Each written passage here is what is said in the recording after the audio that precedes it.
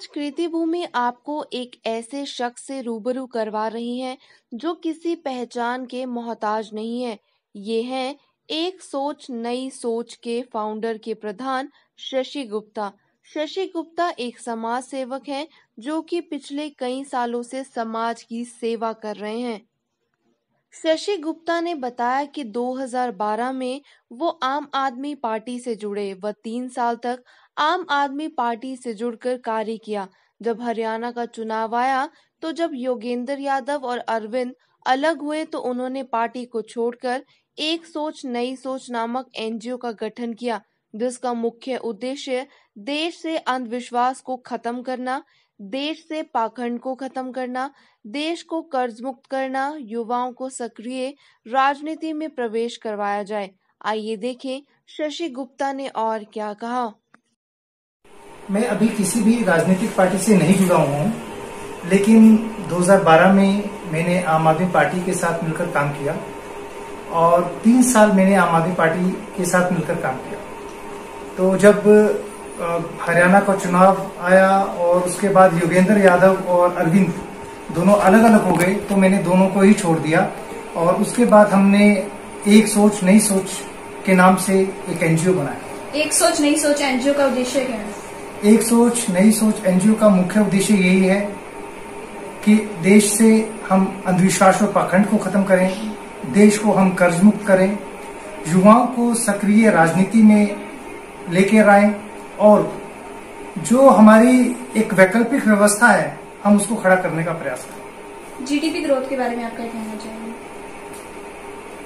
आज जो हालात हैं और जो पूरे वैश्विक हालात हैं, भारत पूरे विश्व की जीडीपी कमजोर होती जा रही है, लेकिन भारत के लिए चिंता का विषय ये है कि भारत की जो वैश्विक कर्जा है वो बढ़ता जा रहा है। आज स्थिति ये आ गई है, भारत को अपने विदेशी कर्ज का इंटरेस्ट देने के लिए भी विदेशों से कर्ज लेना पड़ रहा है। हम अगर यमुनानगर की बात करें तो यमुनानगर में आप जानते हैं कि प्लाईवुड इंडस्ट्री कितने बुरे दौर से गुजर रही है। यहाँ का बर्तन बाजार, बर्तन उद्योग कितने बुरे दौर से गुजर रहा है। जितनी भी दुकानें हैं अगर आप उनसे पूछेंगे तो उन्होंने कर्जे पर लेकर अपनी दुकानें चला रहे हैं, तो वो अपने दुकान का किराया तक नहीं निकाल पा रहे हैं। तो इस समय हमारे देश की व्यवस्था, अर्थव्यवस्था बहुत नीचे गिरती जा रही है और ये बहुत चिंता का विषय है। कोविड-19 महामारी से बचने के लिए क्या कहना चाहेंगे? कोविड-19 वैसे तो टीवी के माध्यम से बहुत प्रचार हो रहा है, लेकिन कोविड-19 का बचने के कुछ ही रास्ते हैं। जैसे कि पहला कि हम सोशल डिस्टेंसिंग में रहें। अगर आप जरूरी काम के लिए घर से बाहर निकलते हैं तो आप सोशल डिस्टेंसिंग को अपनाएं। आप मास्क का प्रयोग करें। आप समय समय पर अपने हाथ साबुन से धोते रहें। आप अगर आपके पास पानी उपलब्ध नहीं है तो आप 70% अल्कोहल से अपने हाथों को सैनिटाइज करते रहें समय समय से। तो लोगों से अपील है कि अभी जो कोविड-19 है, अब ये इसका जो जब स्प्रेड होने लग गया है, सोसाइटी स्प्रेड शुरू हो गया है कि अब बहुत तेजी से फैलना शुरू हो गया है और हमारे पास अभी उतनी तैयारी नहीं है। जनता को स्वयं इसके ऊपर अपने आप खुद ही एहतियात बरतने की जरूरत है ताकि ये बीमारी ज्यादा ना फैले और इससे क्या होगा कि देश की इकोनॉमी को भी नुकसान होगा। तो हम सबको एहतियात रखने की जरूरत है ताकि हम कोविड से बच सकें। आपके शहर में एमपी एमएलए कैसा कार्य कर रहे हैं? कैसा कार्य कर रहे हैं ये तो कोई पूछने का प्रश्न नहीं है। कार्य कर क्या रहे हैं? क्या कार्य कर रहे हैं? आप उनसे सेटिस्फाइड हैं? मैं बिल्कुल भी सेटिस्फाई नहीं हूँ और उसका कारण यह है कि अभी जितना भी फूड डिस्ट्रीब्यूशन हुआ कोविड के दौरान, लॉकडाउन 1, 2, 3 में, तो इसमें जितने भी वॉलंटियर्स हैं उनका बहुत बड़ा रोल रहा। नए नए युवा साथी निकल कर आए, उन्होंने इस शहर की कमांड को अपने हाथ में लिया और उन्हीं के कारण बहुत सारे लोगों को खाना मिला। उन्हीं के कारण बहुत सारे लोगों को पहनने के लिए चप्पल मिली। जब बाहर से लोग जा रहे थे अपने प्रदेश के लिए, एमपी एमएलए कहाँ थे? कहीं पर भी तो नजर आ रहे। जितनी भी छोटी छोटी एनजीओज हैं या बहुत सारे धार्मिक संस्थान हैं, उन्होंने लोगों की मदद की। एमपी और एमएलए तो कुछ भी नहीं कर पाए। आपके शहर में और क्या क्या समस्याएं हैं? हमारे शहर में अगर हम इसे नेशनल स्तर की बात करें तो ज्यादा बेहतर होगा। इस समय मैं देश की समस्याओं की बात करूंगा। भुखमरी हमारे देश में बढ़ती जा रही है, गरीबी हमारे देश में बढ़ती जा रही है, असमानता हमारे देश में बढ़ती जा रही है, बेरोजगारी हमारे देश में बढ़ती जा रही है। ये इतनी बड़ी समस्याएं हैं। हाँ, अगर ये कोविड थोड़ी और समय तक रहता है तो आप देखना कि अभी आप निरंतर अखबारों में भी सुनते हैं कि लोग सुसाइड कर रहे हैं, लोग लूटपाट की घटनाएं बढ़ गई हैं। तो ये घटनाएं और बढ़ेंगी और इससे कोई भी नहीं बचेगा। आपके शहर में नशे की क्या चलन सी है?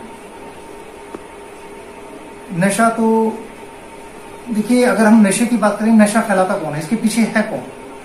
इसके पीछे अभी आप देखो कि मैं कल परसों अखबार की एक रिपोर्ट पढ़ रहा था। अभी अंबाला का जो बीजेपी का अध्यक्ष का लड़का है वो नशे के उसमें पकड़ा गया है। तो जितना भी देश में जितनी भी कुरीति हैं उसके पीछे राजनीति है। जो सत्ता पार्टी होती है वो बच के निकल जाती है, क्योंकि सारे जो जितना भी एडमिनिस्ट्रेशन है वो उनके कब्जे में होता है। एडमिनिस्ट्रेशन चाहकर भी कुछ नहीं कर पाता है। तो राजनीति में जब तक लोग बदलाव नहीं लाएंगे तब तक इस देश के हालात नहीं सुधरेंगे। बीजेपी गवर्नमेंट जैसे गवर्नमेंट डिपार्टमेंट को प्राइवेट डिपार्टमेंट में चेंज कर रही है, आप उसके बारे में क्या, उसके पीछे क्या कारण है? उसके पीछे आपने बहुत अच्छा प्रश्न पूछा। जनता जागरूक नहीं है। लोकतंत्र के 4 स्तंभ बताए गए हैं। पहला स्तंभ विधायिका, दूसरा कार्यपालिका, तीसरा न्यायिक व्यवस्था और चौथा मीडिया।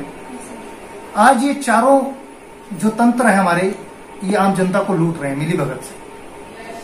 जब तक जनता जागरूक नहीं होगी तब तक जनता ऐसे ही लूटती रहेगी। जैसे जो हमारे 4 तंत्र हैं, विधायिका, कार्यपालिका, जो बच्चों के अंदर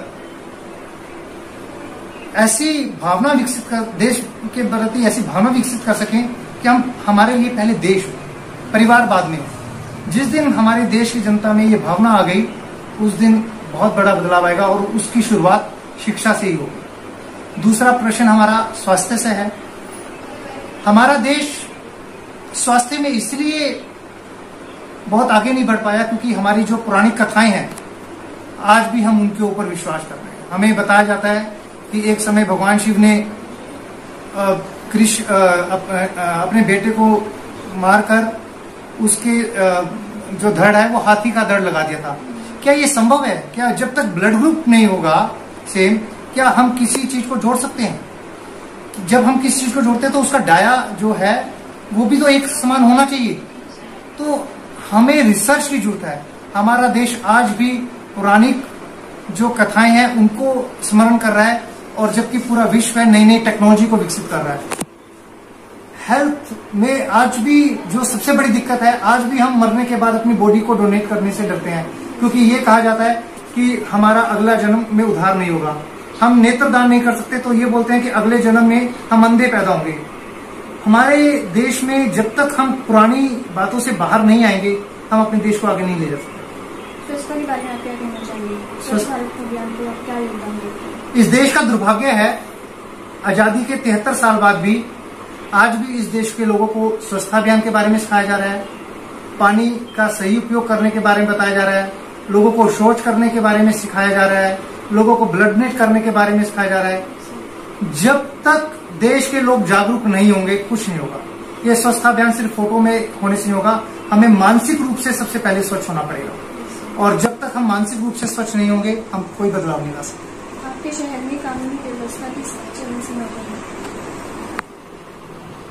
मैंने इस क्षेत्र में कोई ज्यादा काम नहीं किया है, लेकिन मैं न्यायिक व्यवस्था से इसलिए मुझे बहुत अच्छा नहीं लगता है कि अगर आप कोर्ट के बाहर जाएं तो लोगों के केस कई सालों से चलते आ रहे हैं। तो ये बहुत दुर्भाग्य है कि एक व्यक्ति अपने न्याय के लिए कोई केस लड़ता है और उसको 20 साल 15 साल न्याय पाने के लिए लग जाएं, तो ये बहुत बुरी स्थिति है। धन्यवाद। आपके माध्यम से कुछ संदेश देना चाहते हैं जनता को? बिल्कुल, मैं हर जनतावासी को एक संदेश जरूर देना चाहूंगा आपके माध्यम से। एक सोच नई सोच संस्था ने सर्व ह्यूमैनिटी सेव वर्ल्ड अभियान चलाया हुआ है। इस अभियान के तहत अब छुट्टी वाले दिन राष्ट्र के प्रति अपनी एक जिम्मेदारी को जरूर निभाएं। आप उस दिन रक्तदान कर सकते हैं, आप पौधारोपण कर सकते हैं, आप स्वच्छता अभियान चला सकते हैं, आप जरूरतमंद लोगों के लिए खाने की व्यवस्था कर सकते हो, आप पक्षियों के लिए दाना पानी की व्यवस्था कर सकते हो। अगर हम लोग सब ये छोटी छोटी चीजें करना शुरू कर दें तो हमारे देश में बदलाव आएगा।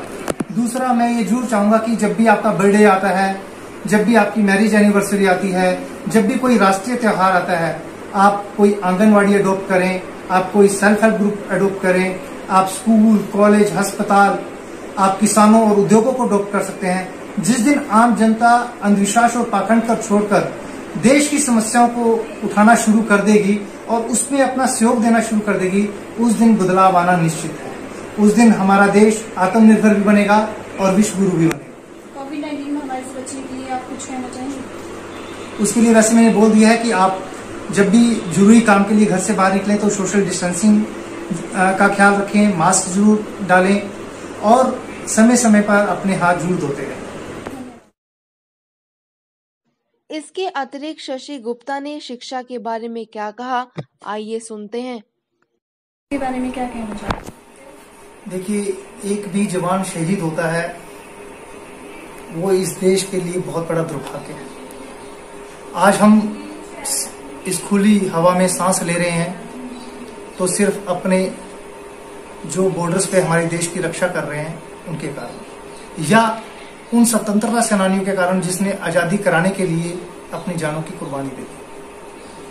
तो मैं राजनीतिक पार्टी, सत्ता पार्टी से निवेदन करूंगा कि जो भी हम लोग अपने सिपाहियों के लिए, अपने जो मिलिट्री फोर्स है, उनको हम जितनी बेहतर सुविधाएं दे सकें हमें देनी चाहिए।